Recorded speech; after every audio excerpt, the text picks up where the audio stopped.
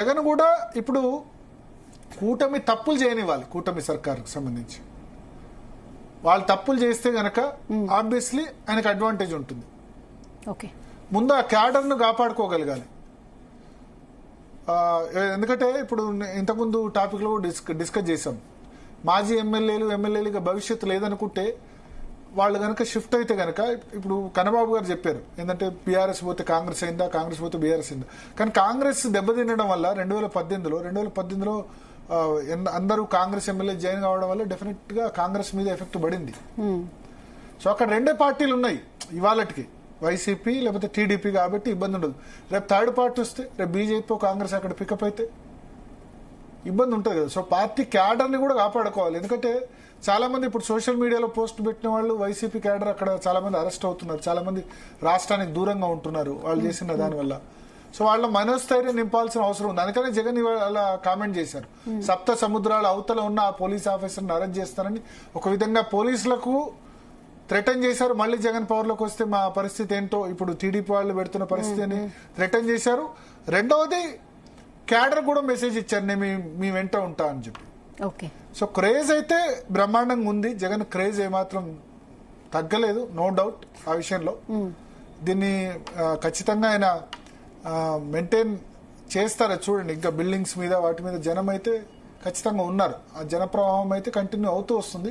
కానీ ఇది ఒక్కటే సరిపోదు. జనం ఉన్నంత మాత్రాన అది ఓట్స్ లోకి కన్వర్ట్ అవుతుందా లేదా. యంత్రాంగం వైసీపీకి అసలు యంత్రాంగం లేదు, పూర్తిగా వాలంటీర్ వ్యవస్థను ఆయన నమ్ముకున్నారు. దానివల్ల ఏ విధంగా దెబ్బతిన్నారు చూశారు. వైసీపీకి, టీడీపీకి గ్రామ స్థాయిలో బూత్ లెవెల్లో యంత్రాంగం ఉంది, పార్టీ నిర్మాణం.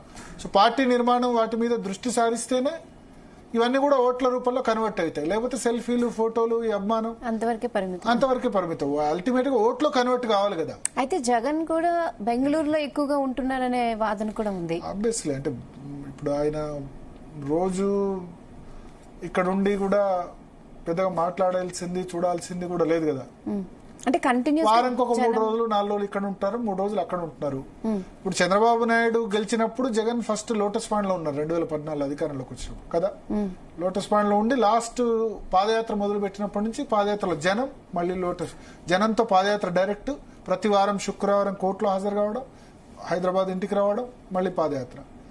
సేమ్ జగన్ అధికారంలో ఉన్నప్పుడు చంద్రబాబు నాయుడు కూడా ఇక్కడ హైదరాబాద్ లో ఉన్నారు, కొద్ది రోజులు అక్కడ అవకాశం ఉన్నారు.